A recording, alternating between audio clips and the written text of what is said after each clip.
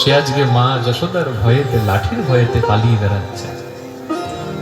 সমাতো শৃঙ্গগাত্রায় বিশ্বস্তো কৌবরস্রজ দৃষ্টা পরিশ্রমম কৃষ্ণ কৃপয়া সিত সবন্ধনে। মা যশোদা ছুটছে, মা যশোদার মাথাতে যে মালতী পুষ্পের মালা আছে, সে পুষ্পগুলো মায়ের চরণে খসে খসে পড়ে যাচ্ছে। সেই পুষ্পরা যেন মনে মনে ভাবছে যে গোবিন্দকে ধরতে যায় তার মাথায় বসতে নেই, তার চরণে থাকলে অধিক শোভা বাড়ে।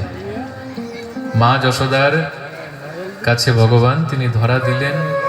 টানতে টানতে মা যশোদা সে উলুখলের কাছে নিয়ে গিয়ে নিজের কেশ বন্ধনী নিয়ে গোপালের উদরেতে বন্ধন করতে গেলেন, 2 আঙুল কম পড়ে গেল।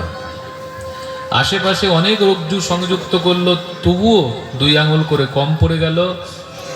শেষে গোপীরা এসে তো 9 লক্ষ ধেনু বাঁধার দড়ি দিয়ে দিল মা যশোদাকে।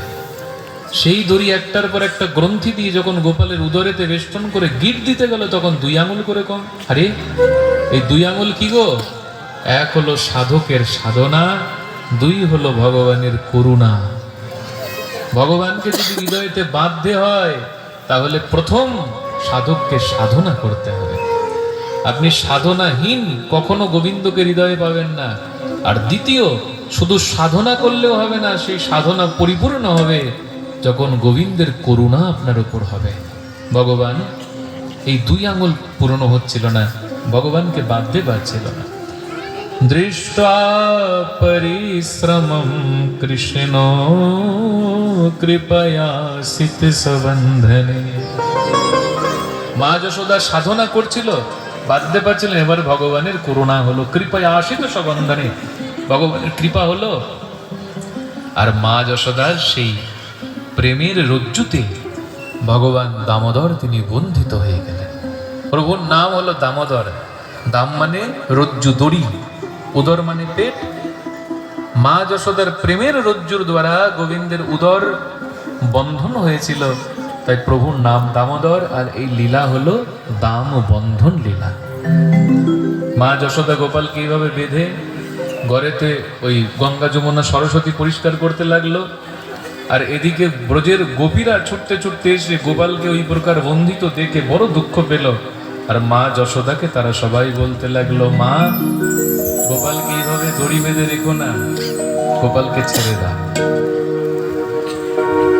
গোপালকে দড়ি বেঁধে রাখিস নে, ছেড়ে দে মা জননী। মাখন চুরি করুক গোপাল, মাখন চুরি করুক গোপাল, চুরি করে খাকে না।